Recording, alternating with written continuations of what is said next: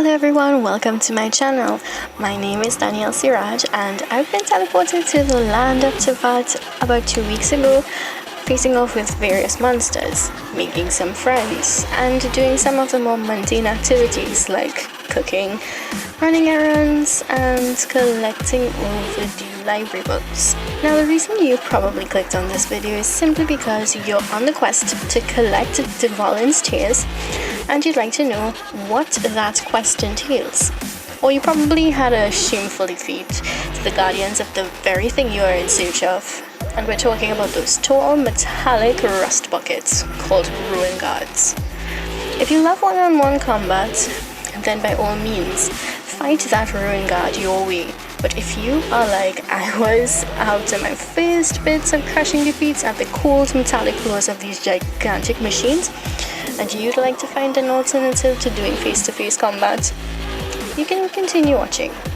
Trust me, that devastating blow from the Ruin Guard at Thousand Winds Temple will send you all the way to the other side of the map. The first tier was obtained at the ruins in the forest, and the biggest challenge there was this annoying pyro-using abyss mage. There is nothing more annoying than these little demons, second to those storm eyes and those obnoxious shield mitachurls. After obtaining one tier, it really gets you confident. So confident you sometimes charge treats into your own peril. Eventually I chose to go help Dvalin make some food instead. Now this doesn't mean that I had completely given up on the quest. I mean, come on, that was the main story. Well, I decided to show back up at Thousand Winds Temple yet again, but this time I had a different approach. So I decided to use Amber, and in this approach obviously I had to stand, afar off. So there I was, shooting my shots at a distance at a big old tall and rusty over there who just kept walking around in a circle and just never really seemed to take me on until I finally caught his attention. And once I did, I laced him with shots. But I got into a false sense of, security, thinking that I had destroyed him completely, and you'll see what I'm talking about in a bit. And the thing about it is this: if you actually take your aim off of the Ruin Guard, you're definitely going to lose the progress you've made in terms of the damage you've inflicted. So you definitely have to make sure that you keep the Ruin Guard at one particular point for the entire time and just keep shooting and shooting and shooting and shooting. I lost track of how many shots it took. And aside from that, one of the things that I did think made a difference in this time around with battling the Ruin Guard and even to acquire tier in the stolen tier part of the quest, it really needed for your characters to be level 20 and up, because at the time when I faced off with Ruin Guard, I only had 2 characters at level 20 because I could not ascend my characters at the time. And trust me, trying to take down these guys when you couldn't even ascend your characters made no sense at all. It was only resulting in crushing defeat. And this time around, because my characters had been ascended, I was able to activate a different ability with Amber. So now she shoots 2 arrows rather than 1. But as you can see, only 1 was making a critical hit, and this is actually what helped with bringing down the Ruin Guard. But it took long.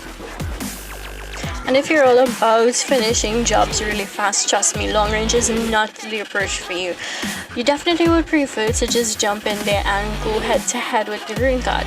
But if you're somebody, like I said, you felt really intimidated to take down this Ruin Guard, yep, once again, because of the fact that you suffered a crushing defeat before, long range just might work for you.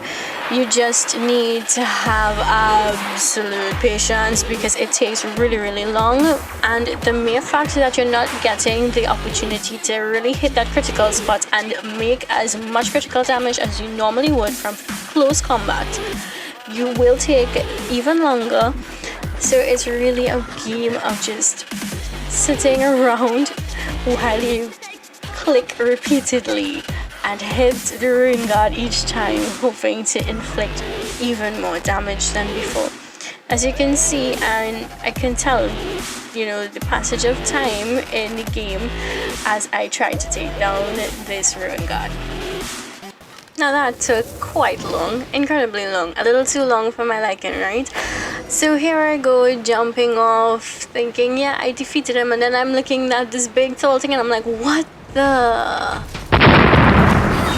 I was really taken aback by this one. I did not expect to see a second Ruin God. Trust me, it was really unexpected.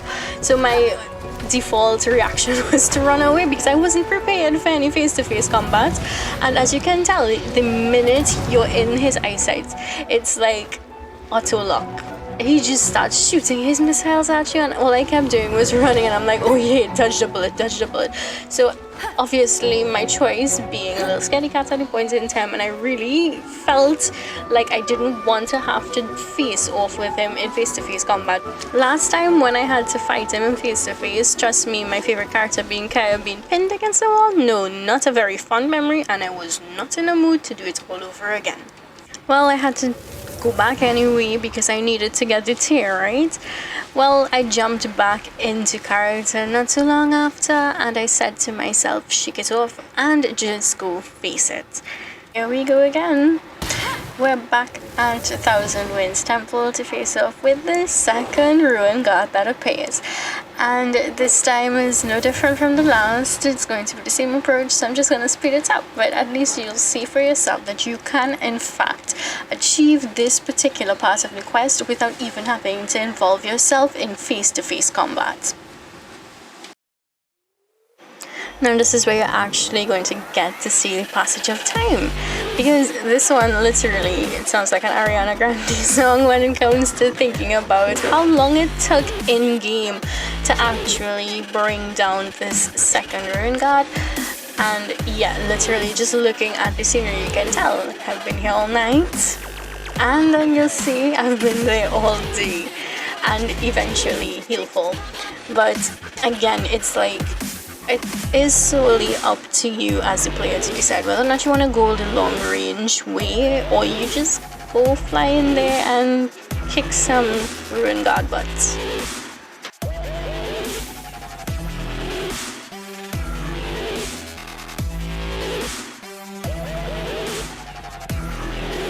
Now I'm sure you would have seen at the beginning that when I did not have my aim locked on properly, it wasn't even hitting.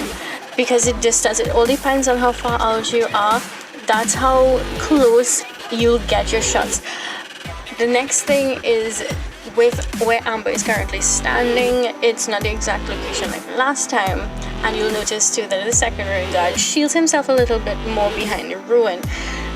So basically I was just knocking him from a little corner of his shoulder that was exposed from the column, and that was all I had to aim at. The other one I still had, you know, a clear view of his weak spot, so I still had that opportunity to shoot at it. But again, the difference with the damage, this distance isn't making a difference whether he's shielded behind a pillar like that or he is in your direct line of sight without the pillar blocking him.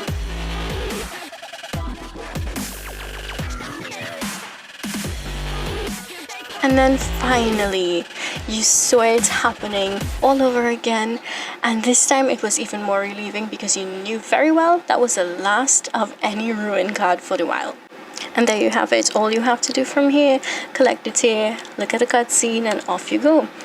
Now you do have to retrieve the tear across on the other side in the gorge, which is the stolen tear part of the quest. That video is coming up soon. If you did enjoy this video, feel free to give it a thumbs up. Be sure to subscribe if you'd like to see more content like this. Until the next video, people, this is Danielle Siraj, aka Athena in the land of Tevat. Thank you for watching and have a lovely adventure.